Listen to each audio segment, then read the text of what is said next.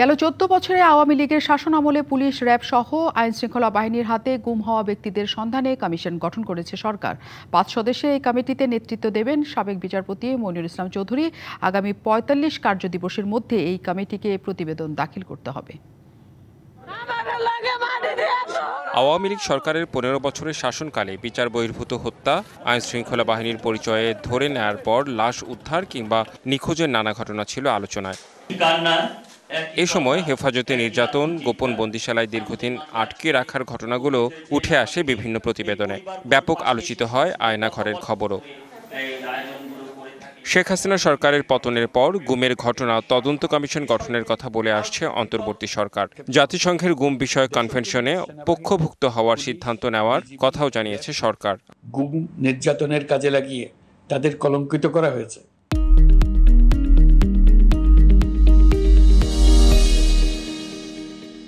সোমবার জাতির উদ্দেশ্যে দেয়া ভাষণে বিগত আওয়ামী লীগ সরকারের আমলে গুম, খুন, নির্যাতনের মতো অপরাধে যুক্তদের চিহ্নিত করে শাস্তি দেওয়ার কথা জানান প্রধান উপদেষ্টা অধ্যাপক মোহাম্মদ ইউনূস।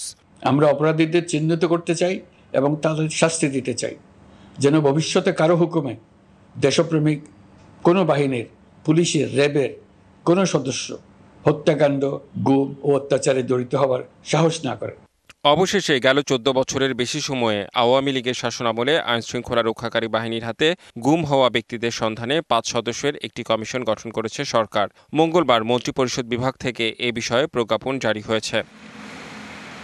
কমিশনের সভাপতি হাইকোর্ট বিভাগের অবসরপ্রাপ্ত বিচারপতি মইনুল ইসলাম চৌধুরী, সদস্য হিসেবে রয়েছেন হাইকোর্ট বিভাগের অবসরপ্রাপ্ত বিচারপতি মোহাম্মদ ফরিদ আহমেদ শিবলি, মানবাধিকার কর্মী নূর খান, ব্র্যাক বিশ্ববিদ্যালয়ের শিক্ষক নাবিলা ইদ্রিস ও মানবাধিকার কর্মী সাজ্জাদ হোসেন।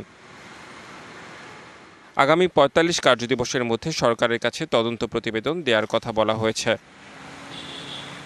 Redwan Ahmed, DBC news, Dhaka.